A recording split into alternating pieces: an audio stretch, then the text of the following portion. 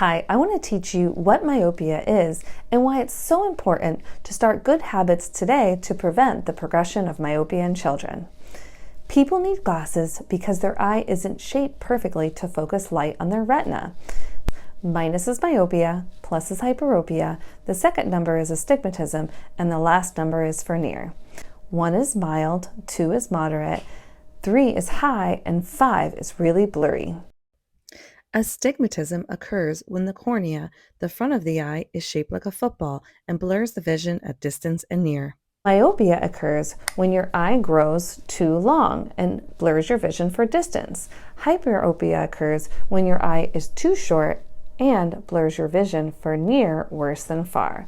Normally, kids have low hyperopia because kids are short and their eyes should be a little short.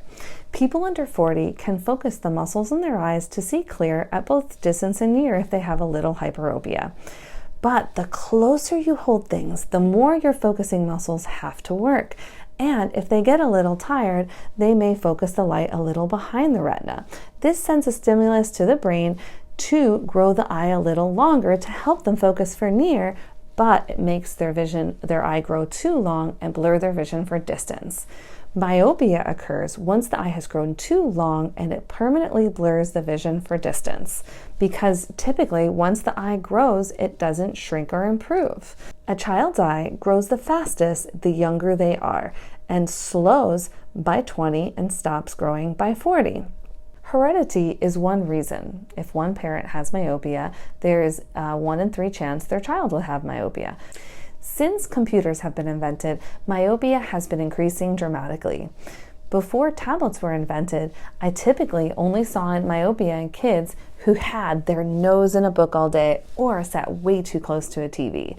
But now, since tablets and smartphones were invented, I see myopia in kids in younger ages than I've ever seen it before. The progression of myopia increases the risk of eye health problems like glaucoma, retinal detachments, and maculopathy. Myopic maculopathy is the greatest risk for blindness. Under 3 diopters is low risk. 3 to 6 is moderate risk, and over 6 diopters is a high risk for eye disease. In this MRI, you can see as myopia causes the eye to grow, how it thins and damages the retina. The arrows point to stretch marks where the retina is very thin and has reduced vision. This is a person who had high myopia and sudden flashes of light and floaters. These are signs of a retinal detachment. I found a small tear and referred them for emergency retinal laser, and they got it before there was any vision loss. Prevention and early treatment is a key. I found this small hole in a child's retina after he had binged months of excessive tablet and cell phone at a close distance. I showed his mom how to put a limit on screen distance and time and started him on myopia control. Since his myopia and the hole hasn't changed in several years, the retinal specialist told me to monitor it and that surgery wasn't necessary. Most people don't get such severe damage to their retina, but my goal is to keep your eyes as healthy as possible and you seeing the best that you can. New treatments are available to prevent the progression of myopia. Methods include progressive or bifocal glasses, new myopia control glasses for kids such as Stellest, myopia control contacts, and low-dose atropine eye drops.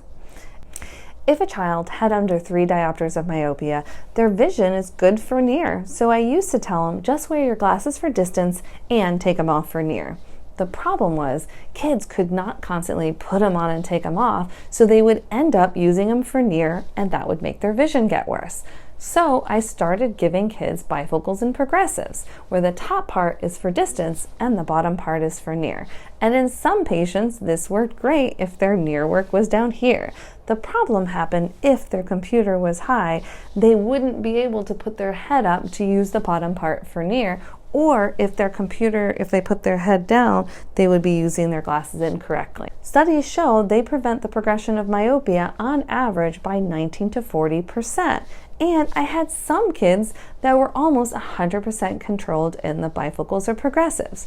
but they had to use them correctly. In 2025, the first myopia control glasses for kids were approved by the FDA. They're called Stellus, and they have over 1,000 tiny little lenses embedded in the lens that focus the light on the retina, slowing the growth of the eye. They're used just like regular glasses, and they look like regular glasses.